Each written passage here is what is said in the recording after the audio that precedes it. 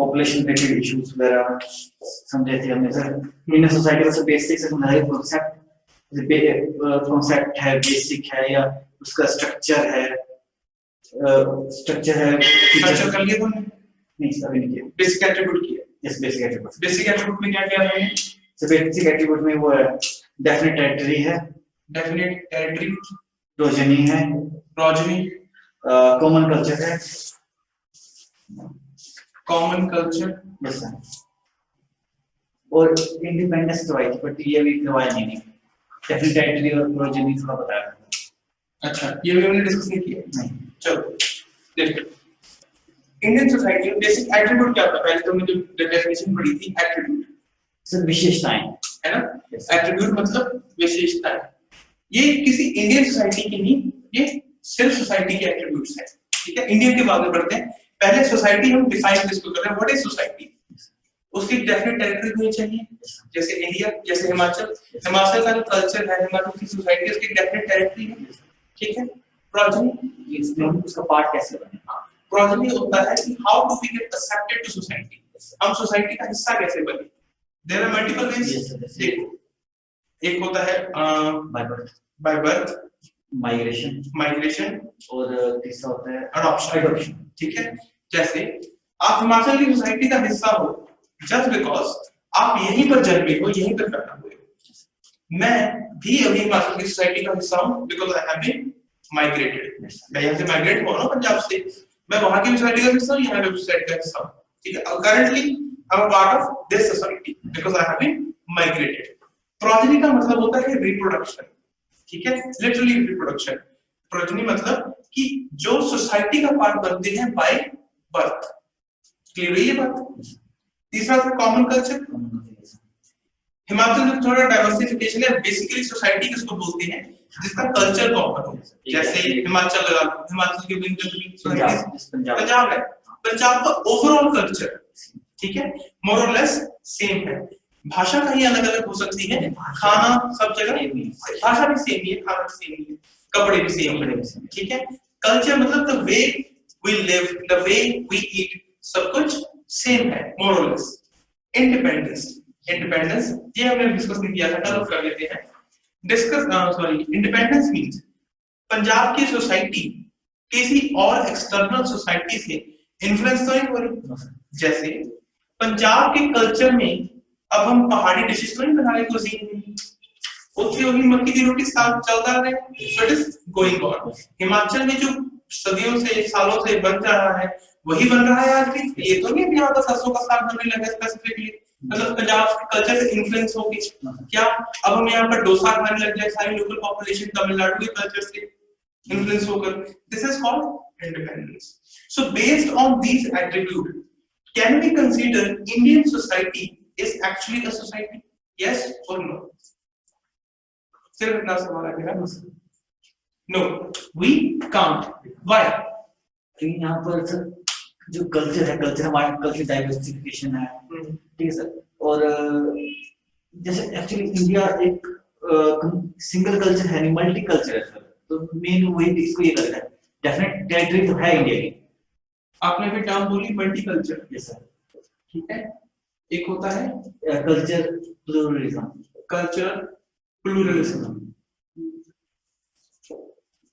ठीक है। दोनों टर्म्स को बाद में डिफाइन भी करते हैं, डिस्कस भी करते हैं। कल डिस्कस किया डेफिनेशन तो लिखवाई थी नहीं, एक पॉइंट हो रहा है। चलो इंडियन सोसाइटी की बात करते हैं। ये सब हमने एट्रिब्यूट्स किए सोसाइटी के, इंडियन सोसाइटी की अपने बात नहीं करी। Society must have a definite territory, progeny, common culture and independence.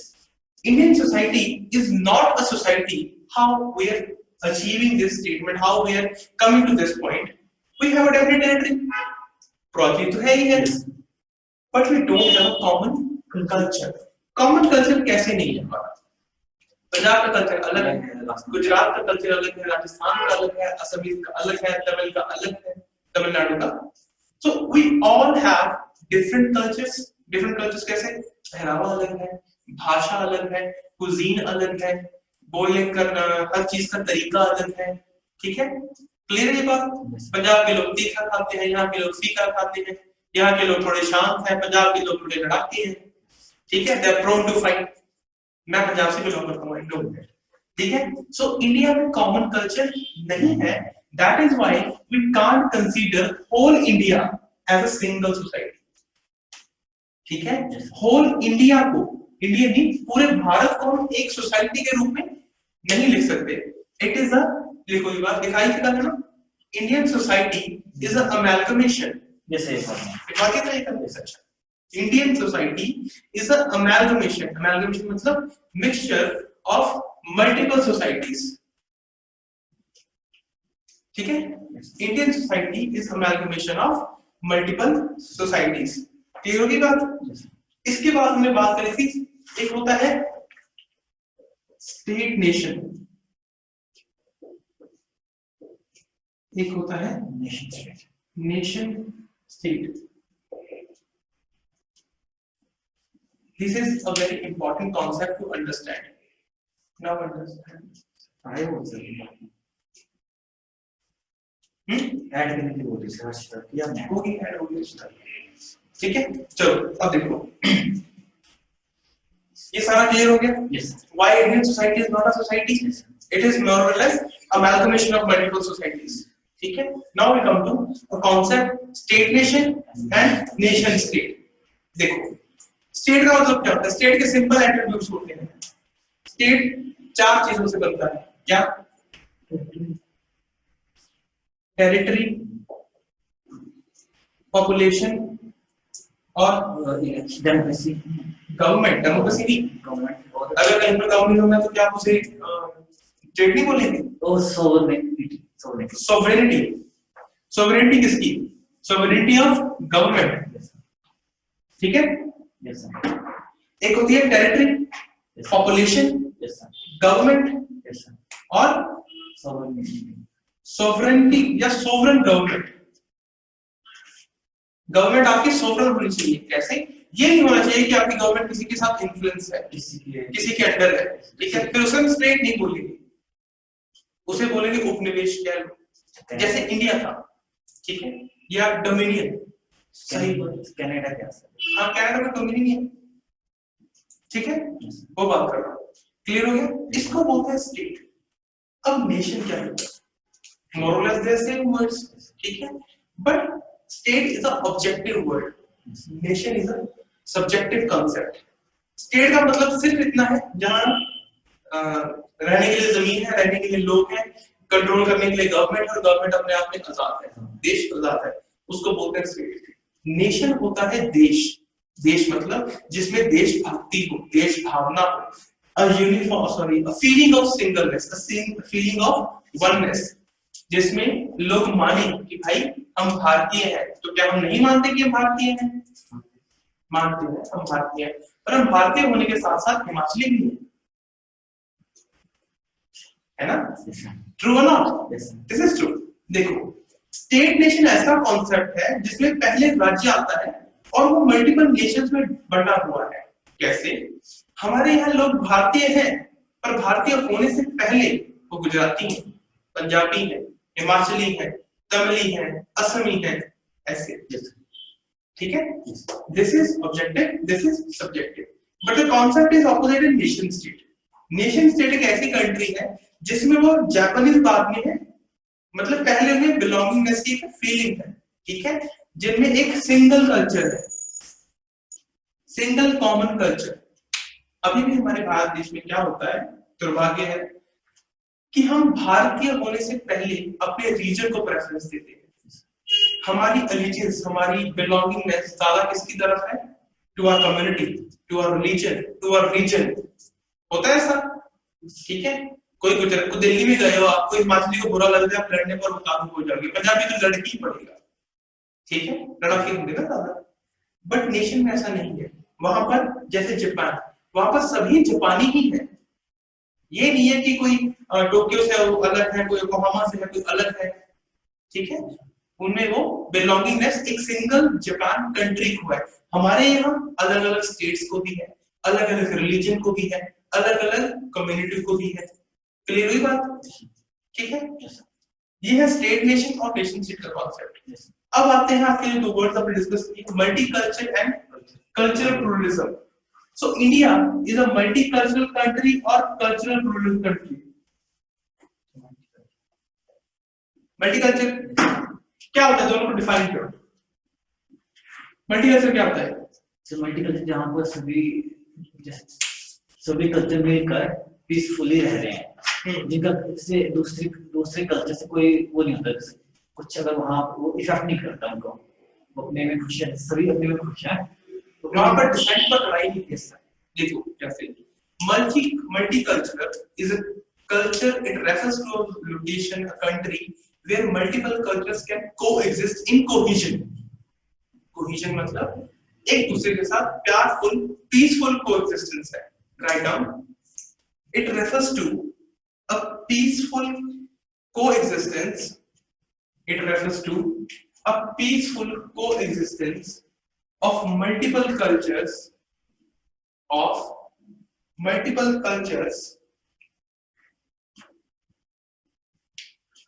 and there is tolerance towards dissent. Dissent का मतलब क्या होता है? असहमति है ना। मान लो मैं किसी बात से आपसे सहमत नहीं हूँ, ये कल्चरल लेवल पे कैसे, देखो पंजाब में चुन्नी लेना है ना, चुन्नी लेना दिस इम्पोर्टेंट, राजस्थान में वहां पर घूंघट निकालना भी इम्पोर्टेंट है, पंजाब में घूंघट निकालना बिल्कुल इम्पोर्टेंट नहीं है, हिमाचल में शायद चुन्नी लेना भी उतना इम्पोर्टेंट नहीं है, उस सर पे बांधते हैं। This is cultural difference but we are okay with it, है ना। अगर कोई पंजाब का बंदा राजस्थान में जाके घूंघट नहीं निकालेगा तो इसका मतलब ये तो नहीं कि उसको काट कूट देंगे, मार मुड़ देंगे, नहीं, it won't happen. This is tolerance towards their own culture, sorry other cultures. This is multiculturalism. We have common culture, we don't have common culture but we have multiculturalism। कैसे? we are tolerant toward other cultures। Clear हुई बात? एक है cultural pluralism. क्या होता है plural मतलब? क्या होता है? मल्टीपल। तो मल्टीपल किस में हमने डिस्कस किया, फिर इनमें क्या डिफरेंस है? कल्चरल प्लूरलिज्म में होता है कि अगर दो एक साथ रह रहे हैं बट वो एक दूसरे से वो नहीं करते, जैसे एक दूसरे को मान लो जैसे वो नहीं कर रहे हैं, जैसे लड़ाई करने या वैसे उनमें एक पीसफुल इन्वायरमेंट नहीं होता वहां पर ना। कल्चर तो एग्जिस्ट कर रहे हैं मल्टीपल पर पीसफुली नहीं कर रहे हैं। जैसे फ्रांस होगा होमोजेनियस कंट्री, होमोजेनियस कल्चर, अब ऐसा नहीं है। क्यों नहीं रहा?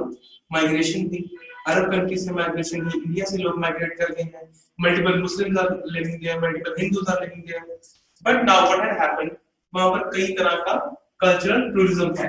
वहां के जो लोकल लोग हैं they are not tolerant towards Hindu culture और मुस्लिम कल्चर और एनी अदर कल्चर। जैसे बुर्का बैन कर दिया, ठीक है, कड़ा बैन कर दिया, ऐसे फंडे, ठीक है। This is called cultural pluralism. Basically बात है सिर्फ पीसफुल एक्जिस्टेंस की।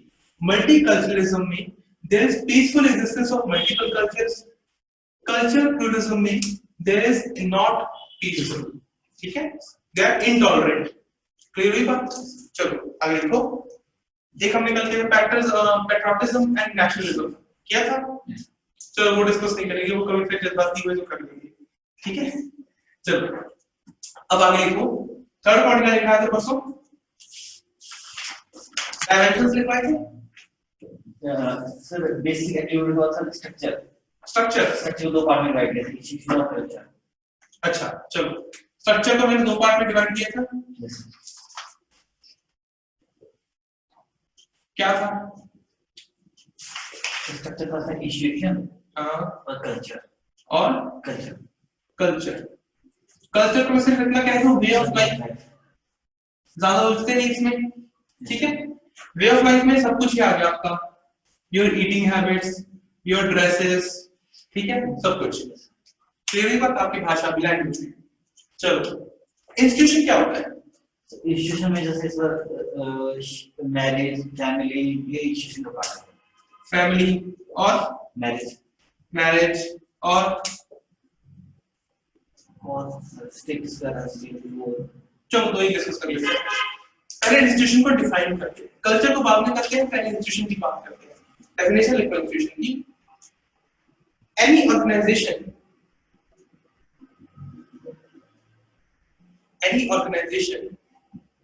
that fulfills any of your social needs. Any of your social needs is institution, as known as social institution.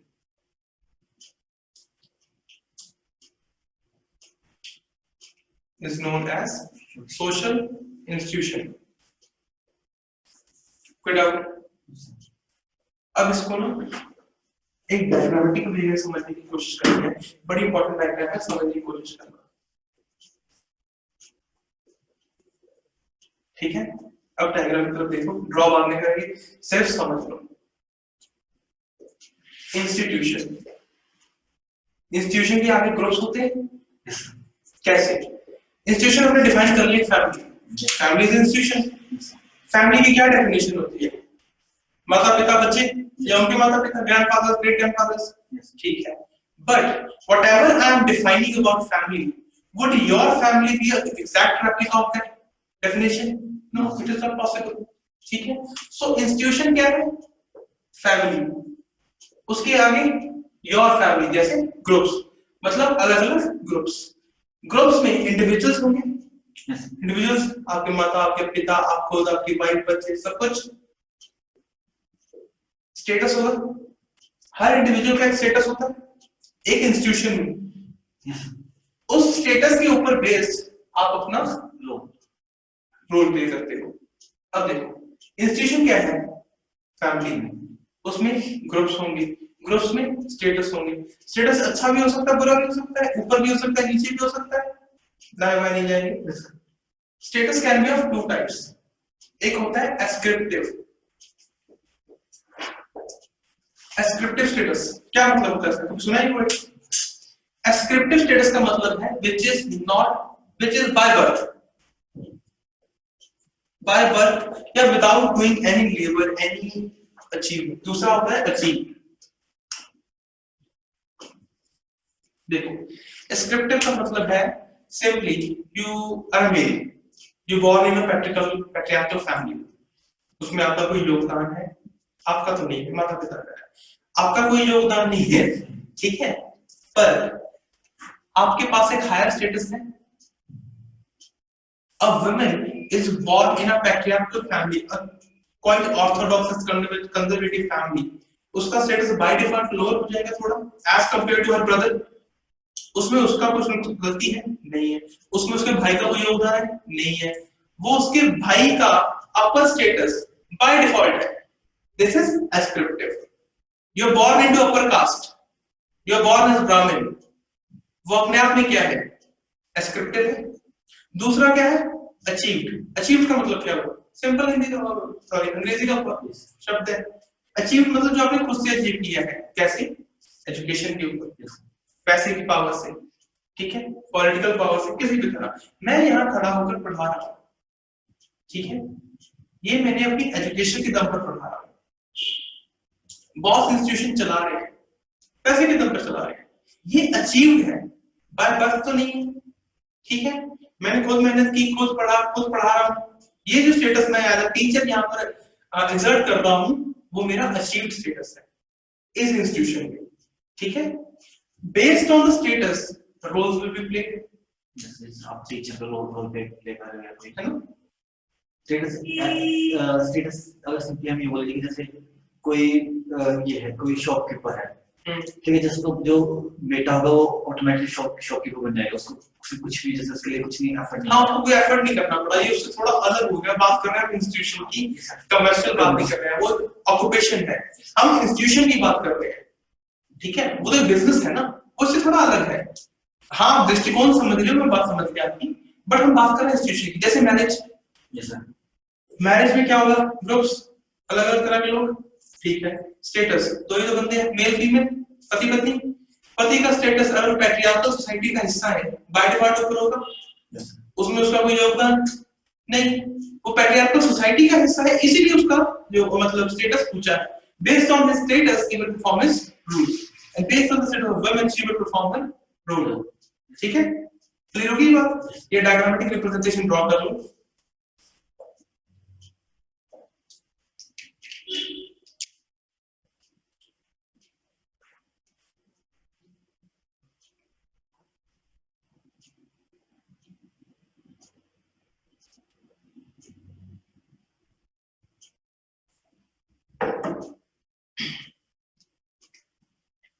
कोई डाउट इसमें? Institution, groups, status, role play, simple. दूसरा क्या है? Culture. Culture में कुछ नहीं, बस वे ऑफ लाइफ, और वे ऑफ लाइफ अपने आप से एक्सप्लेन है। कैसे? ड्रेसिंग, ईटिंग, क्या हम क्या खा रहे हैं, क्या खा रहे हैं, क्या पहन रहे हैं, क्या बोल रहे हैं, ठीक है। आपकी ज्योग्राफी आपकी सोसाइटी को बहुत अफेक्ट करती है। This is also very important to keep in mind throughout the society, ठीक है। इंडियन ज्योग्राफी के बाद सर, इंडियन ज्योग्राफी के चलो वो भी करवा देंगे, ठीक है। ये क्लियर हुआ? अगला क्या है? अगला सर सोशल कल्चर डायनामिक्स। अच्छा, कल्चरल डायनामिक्स। डायनामिक्स मतलब चेंजिंग। क्या क्या उसमें? Context of change, source sir उसमें तीन चीजें डिफाइन है। पहले कॉन्टेक्स्ट ऑफ चेंज, उसके बाद सोर्स ऑफ चेंज और direction of change. Context of change और क्या है sir? Sources of change, sources और डायरेक्शन ऑफ चेंज। इस में से एक साथ ही जैसे कॉन्टेक्स्ट ऑफ चेंज, उसके नीचे सोर्सेज तो है। वो मैंने तो स्पेस के काम कर रहा था। ऐसा नहीं कि अलग ब्रांचेस है, एक डेमोक्रेटिक रिप्रेजेंटेशन है, जैसे मर्जी लिख लो।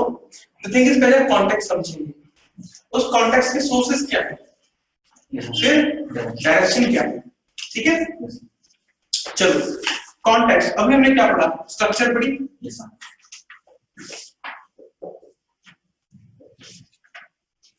अब ना बड़े ध्यान से समझना है आपको।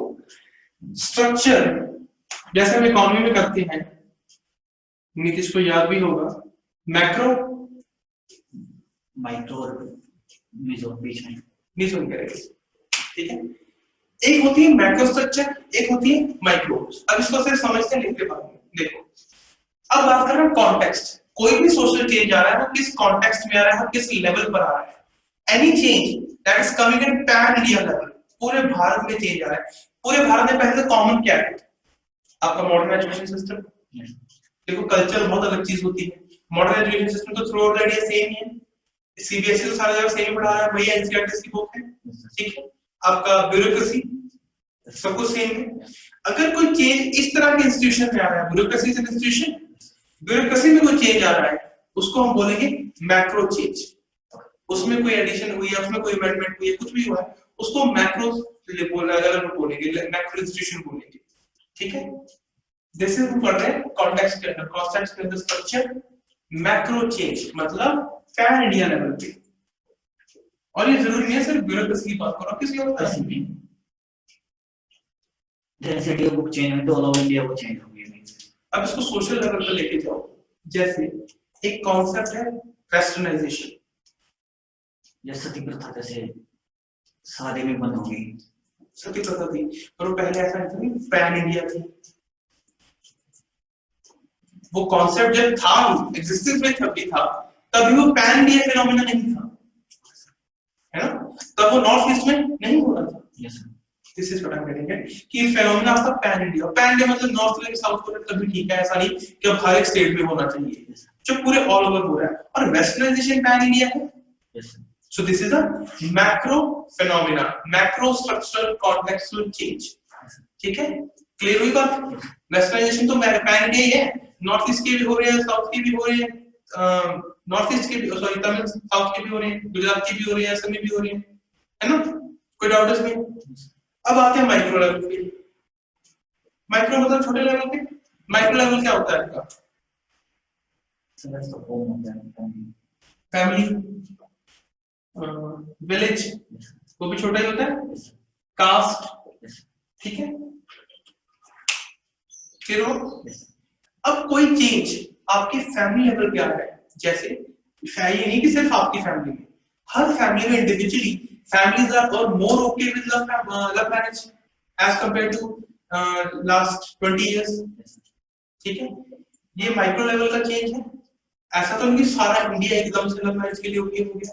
Families are okay, individual level पे दे आर ओके, किसी का भी घर की बात है। स्पेसिफिक ज्योग्राफिकल एरियाज में कुछ फैमिलीज है, they are okay. They are okay with this, ठीक है। विलेज लेवल पे अगर कुछ चेंज हो रहा है, सोसाइटल चेंज हो रहा है, that is a micro level phenomena. Caste level पे हो रहा है, वो भी micro level phenomena. Caste is a micro level phenomena, true और नॉट?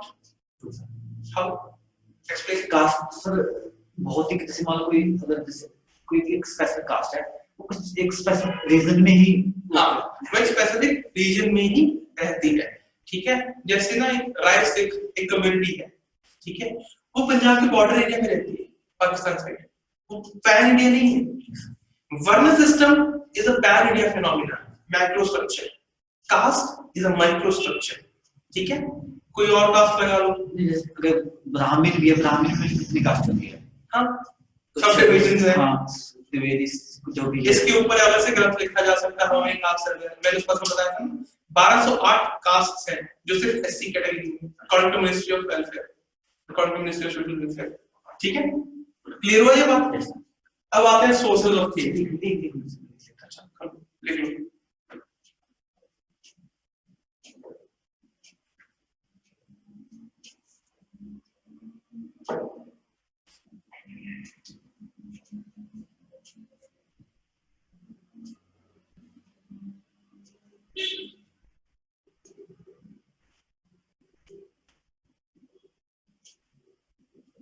हर्षिता विदेश, तुम लोगों को आवाज आ रही है अच्छे से?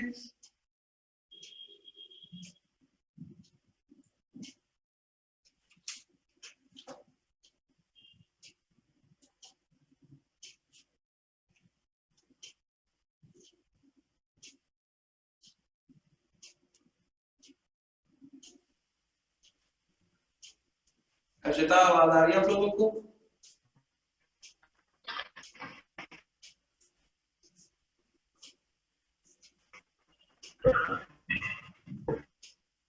बहुत कम आवाज आ रही है। कम से मेरे को उनका रिप्लाई नहीं सुनना चाहिए, वो ब्रेक हो गया बस।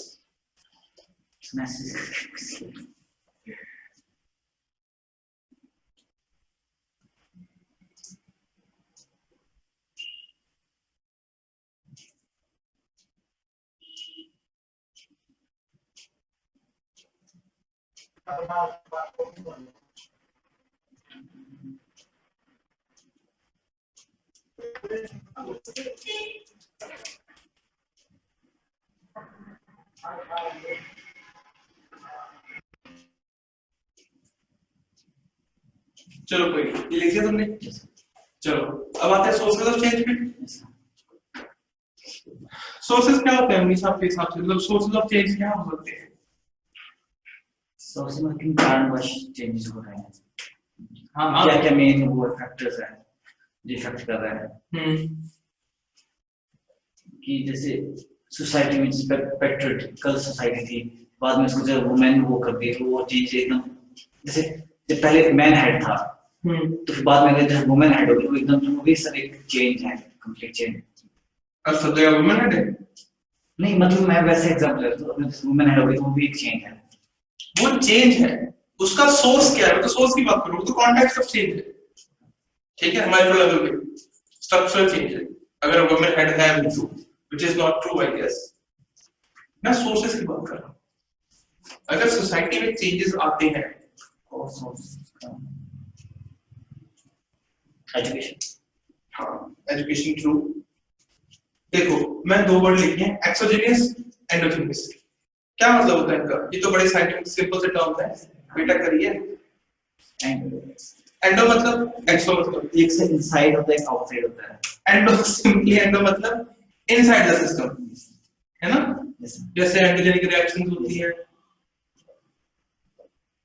Inside system, outside the system, ठीक है। देखो सिंपली endogenic sources या inside the system which originated within the system. Indian society के अंदर ही वो चेंजेस आए by themselves, जैसे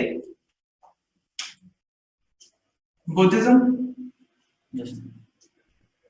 जैनिज्म, ये चेंज ही है। भक्ति मूवमेंट और कुछ जो तीन होते हैं, ठीक है। These are endogenous. दूसरा क्या है? एक्सोजेनियस। एक्सोजेनिक चेंजेस कौन से, अगर इसी हिसाब से लेंगे तो इस्लाम exogenous change है. It brought changes in a society, but it is exogenous because Islam was not originated in India. ठीक है, और क्रिश्चियनिटी भी हो गया, यहाँ पर सिखिज्म भी लिख सकते हैं. ठीक है, इंडियन सॉरी इस्लाम और क्रिश्चियनिटी हो गया. और सिखिज्म एक वो नहीं आएगा, वो हम लगता है इनसाइड सिस्टम में आएगा. क्यों? क्योंकि सब वो एलिमिनेशन है दो डिफरेंट. जब इस्लाम और हिंदुइज्म को मिक्स करके हम अगर प्रॉपर देखा जाए तो जो गुरु गोविंद सिंह जी जब अनंतपुर साहिब में थे तो उनके जो मैक्सिमम वॉरियर थे वो सर वो थे जो जैसे सेना से जो निकाल दिए जाते थे, या मशीनरीज थे, कुछ इस्लामिस्ट थे जो प्लंडरिंग करने के लिए.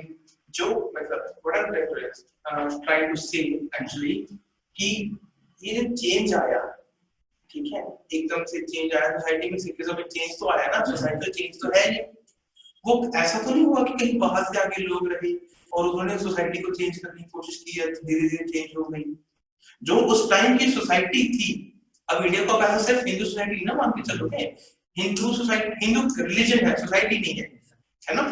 जो 14 या 15 सेंचुरी में जब बाबा नानक ने ये स्टार्ट किया रिलीजन, उस टाइम की सोसाइटी का इस्लाम पार्ट था. बट उसमें जो चेंजेस आए वो तो विद इन द सिस्टम है, एक्सटर्नल तो नहीं है. ऐसा तो नहीं कि सिखिज्म कहीं इंडोनेशिया से उठ के आगे बाबा नानक और यहाँ उन्होंने स्टार्ट कर दिया. सो बाय वेरी डेफिनेशन, देखो दिमाग में उलझने आती है, but we go by very definition of the topic. By very definition it was inside the system, it originated from inside the system. Islam बाहर से आया, वो यहाँ आके ओरिजिनेट नहीं हुआ, वो ओरिजिन कहीं और है, यहाँ आके फैलाव हुआ है. ठीक है, British they originated in UK, Indian crown country, British education. ठीक है, बट उन्होंने आके यहाँ पर एजुकेशन का फैलाव किया. कोई डाउट? ठीक है, सोर्सेस क्लियर हो गए. अब डायरेक्शन ऑफ चेंज करते हैं. क्या होती है डायरेक्शन ऑफ चेंज?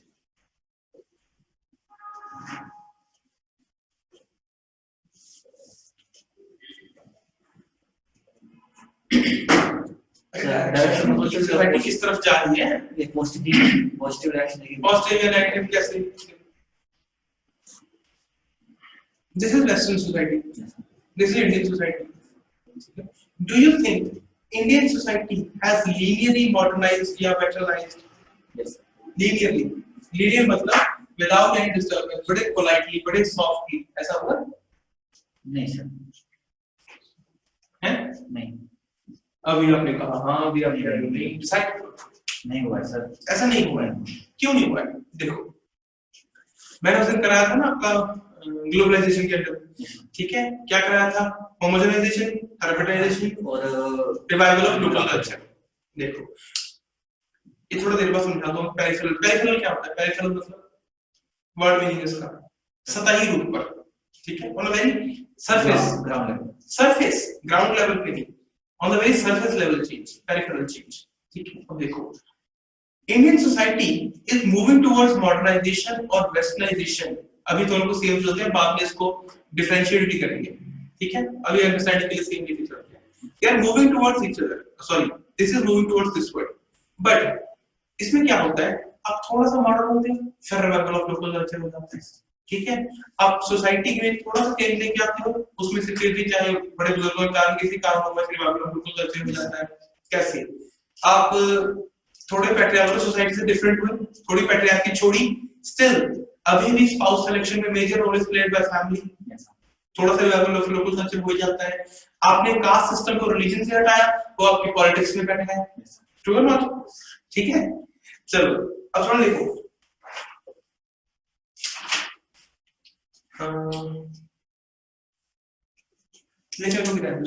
समझ लिया ना?